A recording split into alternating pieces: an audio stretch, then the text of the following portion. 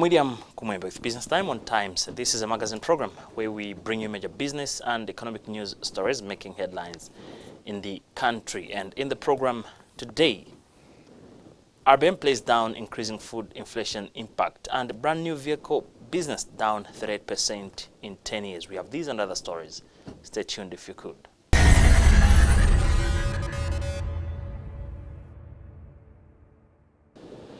Hello and welcome. In our main story in the program, the Reserve Bank of Malawi has described the rise in maize prices, which is marginally pushing up headline inflation as temporal.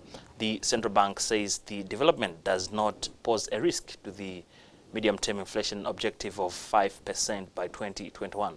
Dalito Kabambe, RBM governor, was speaking at the end of the Monetary Policy Committee meeting, where it also resolved to maintain the policy rate at 13.5%. Kabambe explains in this interview. The Monetary Policy Committee of the Reserve Bank of Malawi met yesterday on 29th and today 30th of October 2019 to review the macroeconomic conditions in the country and decide on the monetary policy stance going forward. The committee has decided to maintain the policy rate at 13.5%, as well as maintain the Lombard rate at 13.9% and maintain the liquidity reserve requirements for domestic currency at 5% and for foreign currency at 3.75%. In arriving at these decisions, the Monetary Policy Committee is satisfied that the macro economy continues to improve.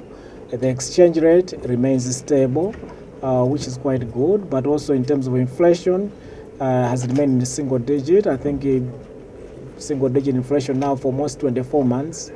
In particular, the committee noted that non-food inflation remains anchored at 5.4%, and this is a feat we saw and we had as a country before 1980s. So this is quite good.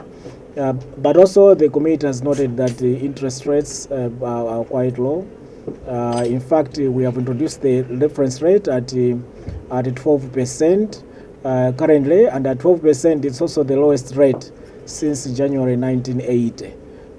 But equally too, we have seen that in terms of moving forward, the key issue is maize prices, which are going up. And in the view of the committee, that this is temporary, it's just through during this lean period, and that it does not affect our medium-term objective of 5% by 2021. So in being satisfied with all these elements, the committee decided to maintain the policy rate at 13.5%. So I think, as I've showed, that the way we are looking at the developments is that with the low inflation, low exchange rate, stable exchange rate, now with the low interest rates, what's going to happen is that the business in terms of private sector credit will be picking up. And I've demonstrated that the private sector credit has indeed started to pick up, but it needs to pick up strongly because what it means is businesses have to get credit, whereas in the past they were getting it at let's say 24%, 30%, 80%. The baseline rate as referred by reference rate now is at 12%. It means that the credit is now reasonably priced, and what will happen is that the private sector credit is going to go up, and we're already seeing signs of that. We have seen that the private sector credit in the last quarter has grown as strongly at 19.1%, up from 9.9% same time last year. In fact, has come from negative during the period from 2012 all the way to 2016. It was negative, but it's now that it's positive. What it means is that businesses now are beginning to get credit, and now they're beginning to expand using that credit. This may take a little while because it's the business community, as it gets credit, operating in a macroeconomic environment which is stable and conducive, that they will begin to see their businesses growing, and it's that growth in businesses which is going to give them more profit, but at the same time it's also going to produce more output in terms of GDP. That same will also mean that they can hire more additional staff, thereby creating jobs and employment. And I think that's the direction which the economy has to go. I've always said that having a macroeconomic condition is a prerequisite for growth in any economy. So what we have achieved is that stability in the macroeconomy. it has to be stable for some time to build private sector confidence. But as we do that, what it means is that more output is going to be generated, more jobs are going to be created over time. So indeed, many people are now going to see the benefits of having a stable macroeconomic environment. But I must also quickly highlight the fact that when you have a good and strong macroeconomic position, there are others also who immediately get the advantages. For instance, if inflation is low and is stable, it means that the consumers are not facing up to volatile and high inflation. If the exchange rate is stable, businesses can plan their businesses very well and can enjoy the benefits of a stable exchange rate. If interest rates are low, as I've demonstrated, it means that other than borrowing at 80%, you're now borrowing, let's say, at 15 or 20%. That's an immediate advantage to anyone who has a home or a house loan, a mortgage loan, or who has a car loan, or indeed someone who is contemplating of borrowing for business. It means there's an immediate business. But the second round benefit, which is a larger one, is that as people borrow, invest their money in the businesses and the economic activities, those are going to create profits, they are going to create jobs, they are going to create more output, and that is what people would benefit from a stable macroeconomic environment.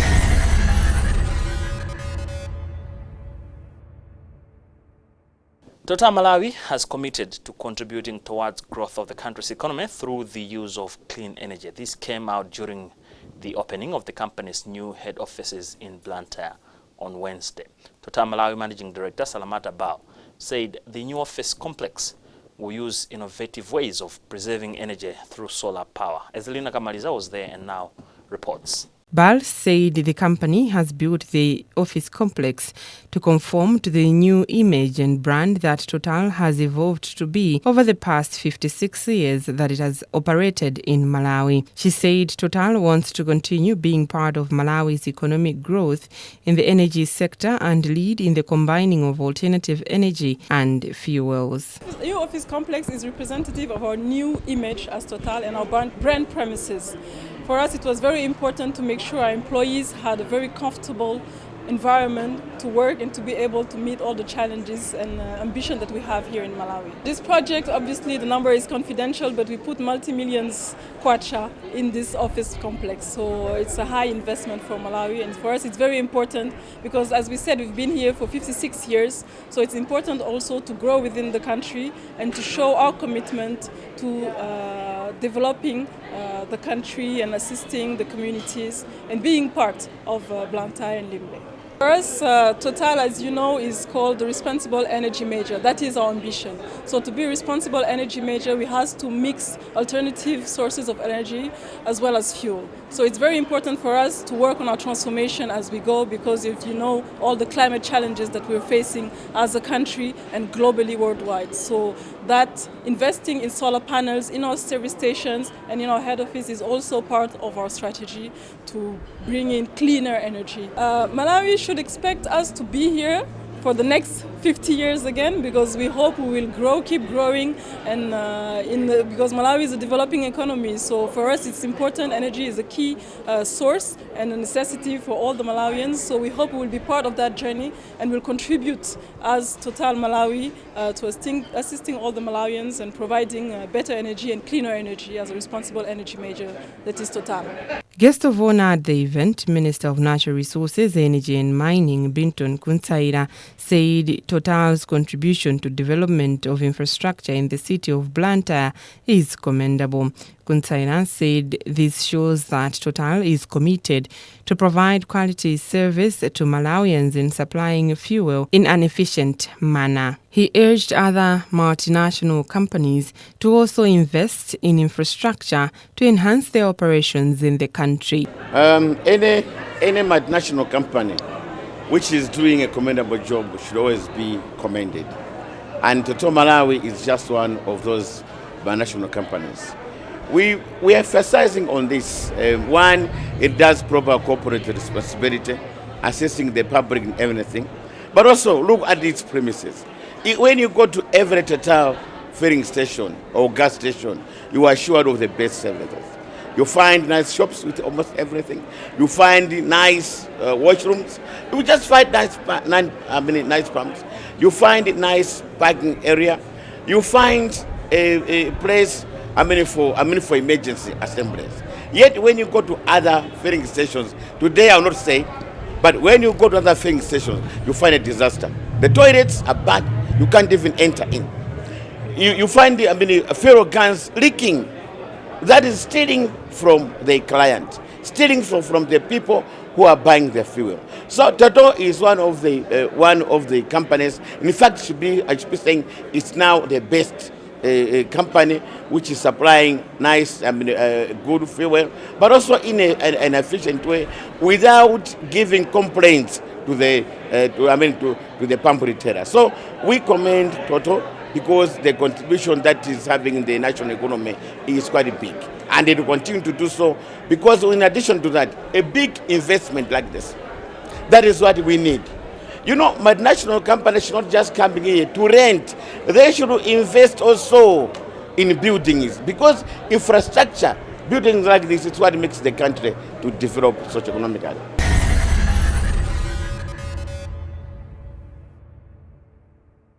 NBM Capital Markets and NBM Pensions Administration recently had a date with pension fund benefits managers from various firms in Lilongwe to enlighten them on developments in the industry. NBM Capital Markets Chief Executive Officer Benson Jerry said the engagement was very crucial. Jerry explains in this interview. National Bank under NBM Capital and NBM Pension Administrations are here to do pension schemes awareness workshop. The whole objective is to give as much information in terms of the operation of pension funds to Malawians, so that at the end of the day, those who are handling pension funds know their responsibilities and how a pension fund should be set. And Malawians in general, we should appreciate that the Pensions Act, whole purpose of its setup is to ensure that people, when they go into their old age, they have the financial sustainability and financial support which has been earned from their employment. Today, again, what we are trying to emphasize is to demonstrate to the audience or to the seminar that NBM Capital and NBM Pension Funds are in town, and we are the best guys to give service provision to pension schemes. Most of the pension funds that we administer, the major challenge is to say maybe the employer has deducted the pensions, but they have not given to pension administrators. And the NBM pension administration is not left, is also affected by default. And as you may put it, as you may check it with the Pensions Act, we report this to Reserve Bank, and the Reserve Bank is doing everything possible to make sure that all those in the default position are brought into a reality that they are balanced. And maybe you and me, we may appreciate that you have seen these names being published in the newspapers, to just make sure that even if they didn't know in an implicit way, in a silent way, but they are being told in the public way by using the newspapers. I think that's where I think when you see the presentations where I was anchoring, we don't really like a mention of any competition. Our genesis of the whole seminar is to demonstrate our capabilities, how we provide the service, how efficient are we, how professional are we in terms of getting the members or the pension schemes the best investment return. You will hear that like in 2018, we have produced over 20% in terms of bonuses. And this bonus is not competed by anybody else within Malawi. So it's really like providing the information in terms of our investment services efficiency and our delivery channels and our turnaround in terms of inquiries from the members. Should we not be the best, let them stay wherever they are, but should they see a difference in terms of value addition and the delivery of service, I'm sure they will think twice and maybe try us.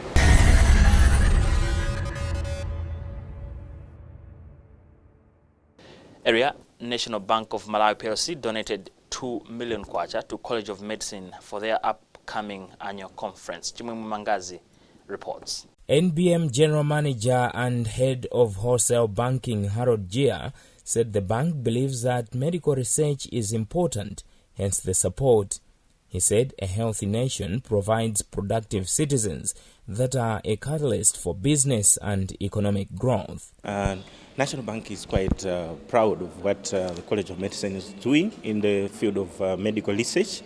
We believe that medical research is very important to improve the livelihoods and health of the Malawian population, but we also believe that disseminating the results of the medical research is very important, because there is a communication gap between the medical research and what is available with the policy stakeholders and with the other actors in the health industry.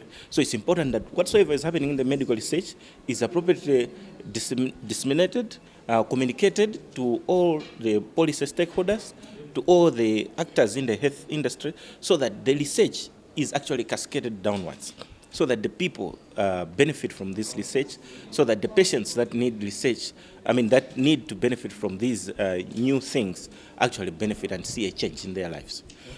So the bank has been following this. They have noted the good things happening, and we felt that by assisting them, we are also assisting the Malawi nation. If we have a healthier nation, it means that we have more productive citizens, more economic viability for us and for the nation. So there is a direct correlation with our business. College of Medicine Principal Mwapasa Mipando thanked the bank for the support. He said the funds would help in meeting budget requirements for the conference. It's very essential. I think you are aware we hold our annual research conferences, and we're having it next week from the 7th to the 8th, and we have a budget of 64 million. And we had budgeted our money, but we have a shortfall. So the money that they have given us, it will go a long way, because this is the biggest yet. We are talking of more than 600 delegates, some from Malawi and others from outside the country. So we really need to organize something that is of value, of excellence, in line with our own motto of excellence: yesterday, today, and tomorrow. Yes, we do. First and foremost, that's why we're having this dissemination, because we could have chosen to just publish what we have found out without disseminating. So this is one of the press where, because you see that the Ministry of Health people will come, Ministry of Education people, and others who work in the health sector. So we have had examples of our research output, which has been translated into policy. You can be assured of prevention of mother to child. The research was done in Malawi. Foods that supplements, policies in terms of health systems. So there are so many things that we're doing that we're not just doing for the sake of doing, but they are already being translated into policy and even changing practice on how people work in the hospitals. It's different because in the past we were holding the research conferences as a College of Medicine on its own. So this year we decided that we want to grow this annual conference into a premier for this region in Africa. So we have partnered with other institutions. In this case we are working with Malawi Liverpool Wellcome Trust. That in turn we are working with University of Liverpool and Liverpool School of Tropical Medicine, and also University of Melbourne, so that we can grow this to be an international forum where it becomes an international conference.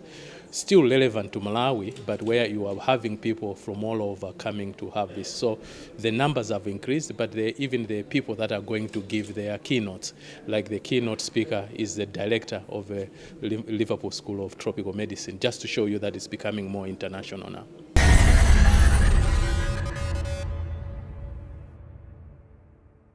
Remember, this is Business Time right here on Times. It is a magazine program where we bring you major business and economic news stories making headlines in the country. My name is William Kumwembe. We'll be right back.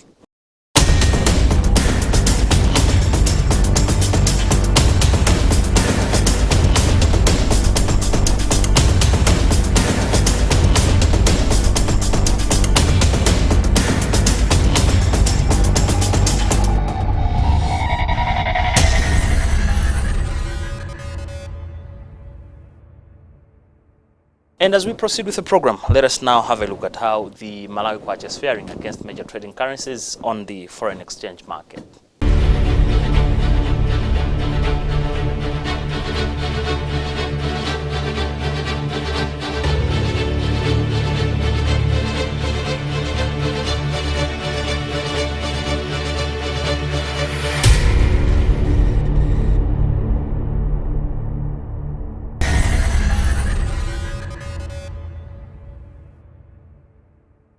Welcome back. Nkoa Group has held financial journalists in the country for the role they are playing in informing Malawians on various issues relating to business and the economy. Nkoa Group Head of Marketing and Communications, Rolin Piri, was speaking on Wednesday when the firm announced that it would fly journalist John Paul Kayuni to the Sanlam Summer School for Financial Journalists in South Africa.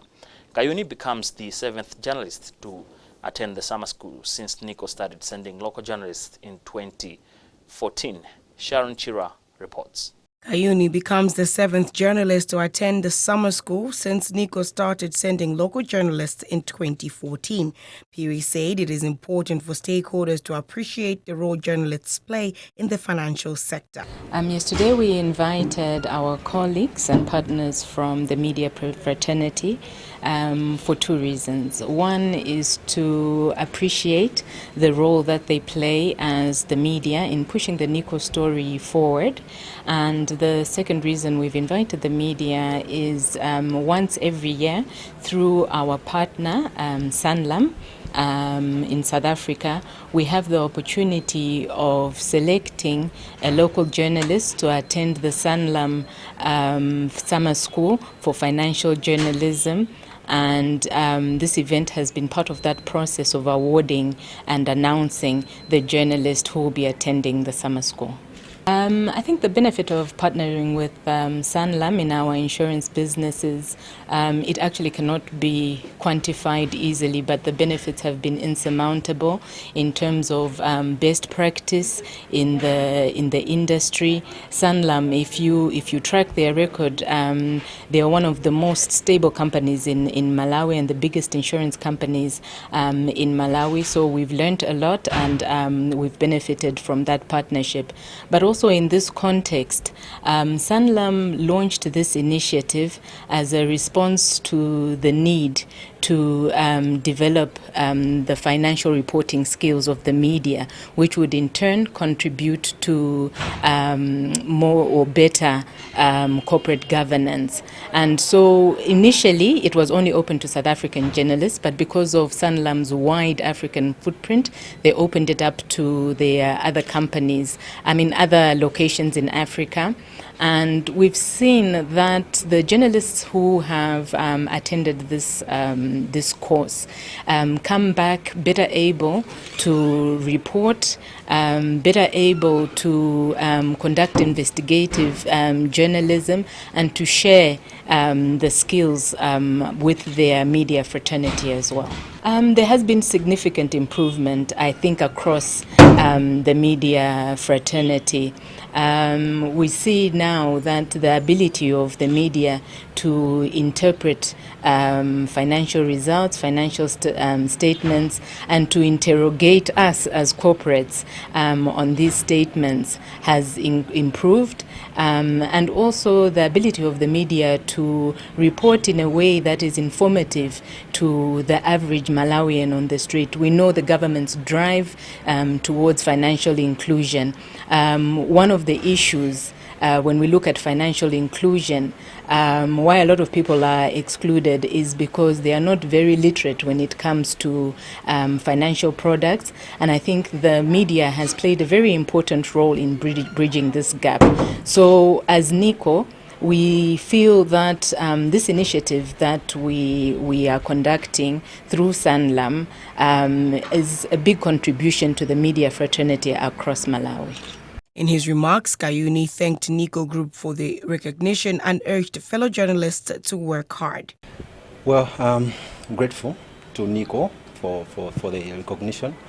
I guess this is a reward for the hard work or for the good job that, according to them, they say I do. I don't take it for granted. And it's an encouragement to me also to keep the game going. Don't relax and move forward, because now I know that what I do, some people out there know that it's something worth and it's really changing people's lives. So I'm grateful and I'm really honored. Well, let's not forget our duty. As we say, our job is to inform, is to hold duty bearers accountable. Our job is to educate. So we also need to take that into financial issues. But for us to do that, we have to have a good understanding of what financial issues are. So what Nkoa is doing is one way of trying to empower us to give us the knowledge on how to better report on financial issues. So just like we do with those other issues, we should also do the same with financial issues. They are complex issues, but having been trained through trainings like these, I guess as journalists will be well equipped to go out there and inform better. So let's just focus, let's keep up the game and learn, relay the message, inform the people, educate the people.